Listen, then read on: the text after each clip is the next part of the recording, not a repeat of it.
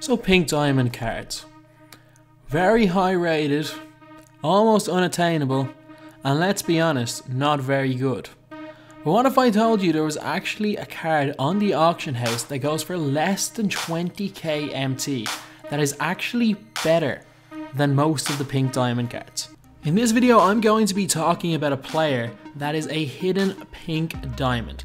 And before you guys just dislike the video because this card isn't literally a pink diamond, watch till the end and just look at the reasoning for it being a hidden pink diamond. And no, it's not the players that everyone knows about, the cards that are quite expensive, 95 overall, they go for a minimum of like 40k. This card is legitimately a hidden pink diamond for less than 20k, and his price has actually dropped over the past few days. So if you don't really believe me, look at these two players and tell me what you think the difference in their ratings are. One of them is a better inside scorer and outside scorer, even though their post hook and post fadeaway are quite close to each other, and there's not that much of a difference between their inside and outside scoring. The player on the left is a better dunker, the player on the right a little bit better inside. Shooting wise, the player on the right is a better 3-point shooter, but the player on the left is a much better open shot mid. Playmaking, the player on the left is way better. Athleticism, it's quite close, but the player on the left is a little bit better.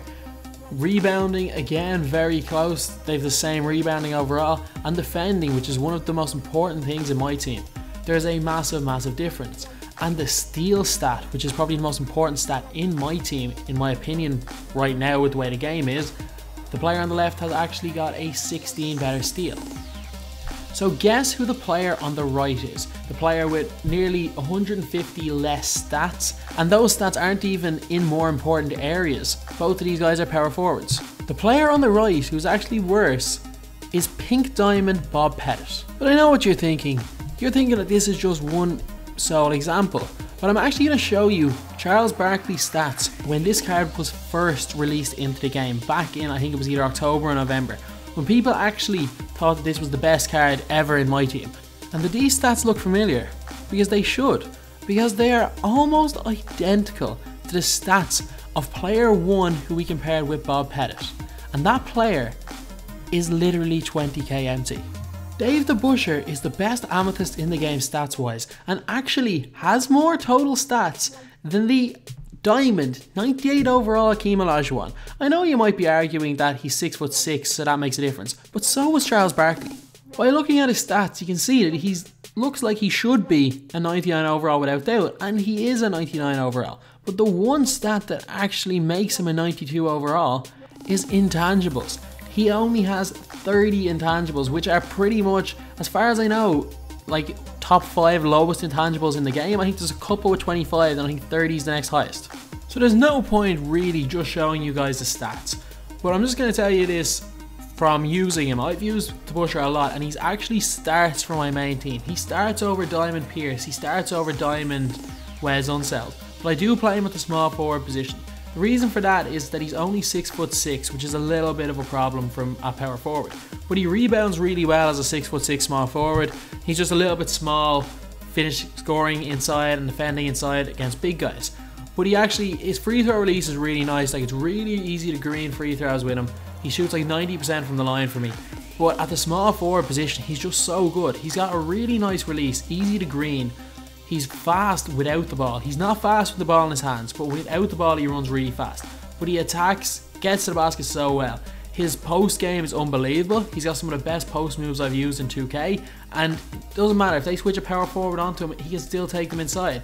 He's got one of the best post fadeaways I've used, one of the best post hooks I've used. He's one of the better shooters I've used. He's a great spot up shooter, and his defense is unbelievable. Like, he defends better than Dennis Rodman for me.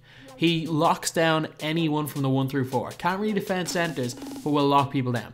The fact that he's basically Dennis Rodman, but a much better offensive player. And he's 10k cheaper. So without doubt, this guy is a must buy if you have whatever 20k MT. Obviously, he's not going to be like a LeBron James, get the ball, run at everyone, dunk on everyone, even though he does actually have the same dunk rating as Diamond LeBron James.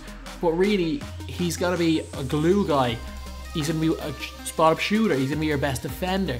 He's going to be, anytime you need a quick score, you can put him in the post on a smaller guy. He runs the break well. Obviously not with the ball in his hands, but when he doesn't have it, you can throw lobs to him because he's got a really high dunk rating. This card is just like how more people haven't been talking about this card. Like, he plays as well as his stats show in game. So anyway, that's the video. This is the hidden pink diamond you can pick up for less than 20k MT. Obviously there are a lot of hidden pink diamonds on the market, but the cheapest one apart from this card, as far as I know, is Wes Unseld, who's about 40k.